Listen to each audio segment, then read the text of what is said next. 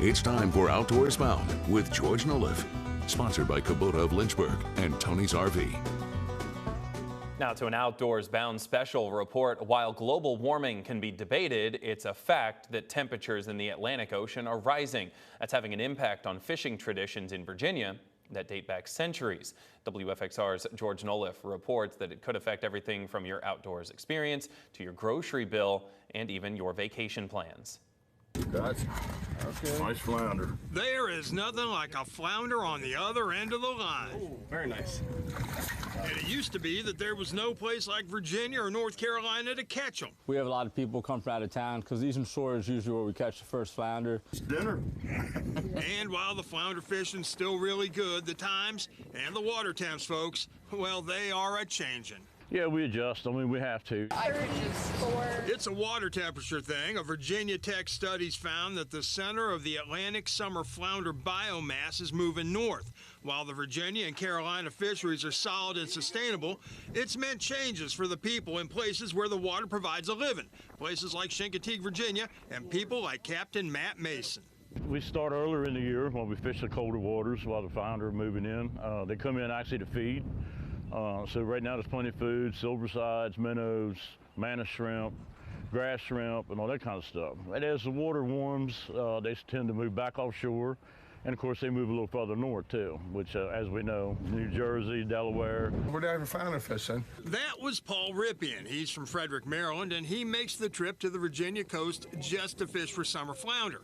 The species is vital to businesses that depend on the influx of anglers, like Captain Steve's Bait and Tackle, which has been in Jimmy Vassilou's family for years. It's one of the few things that grandparents, grandsons, every ethnicity, race, like you don't have to be in the best shape to go fishing either.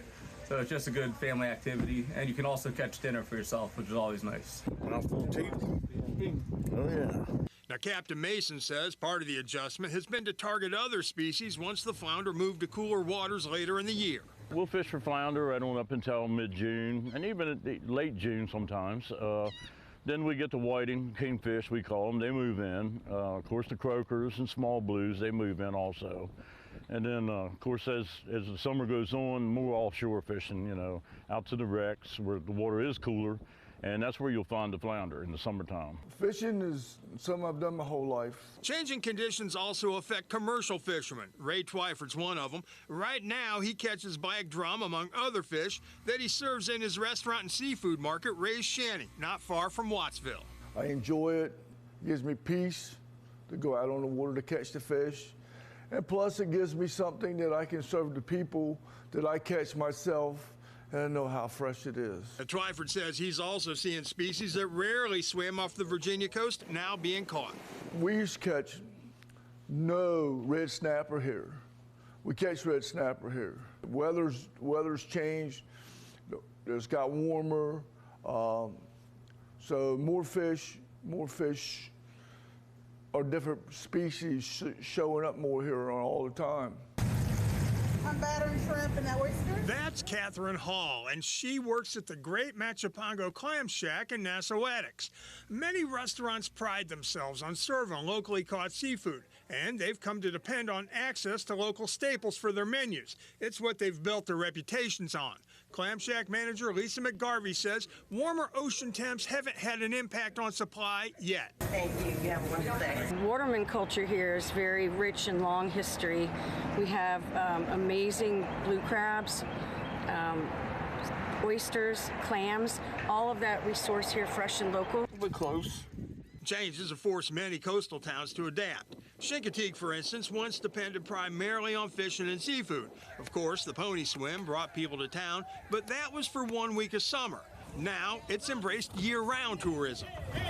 It's Cindy Faye's job to chronicle Chincoteague's history. She runs the museum there, and she says as the environment forces more changes, those who live there, well, they're going to be ready. It's just what they do. They are smart people that live here and have worked on the water for generations, and they know how to pivot, and I think that's what's happening here. Yeah, that is a nice fish.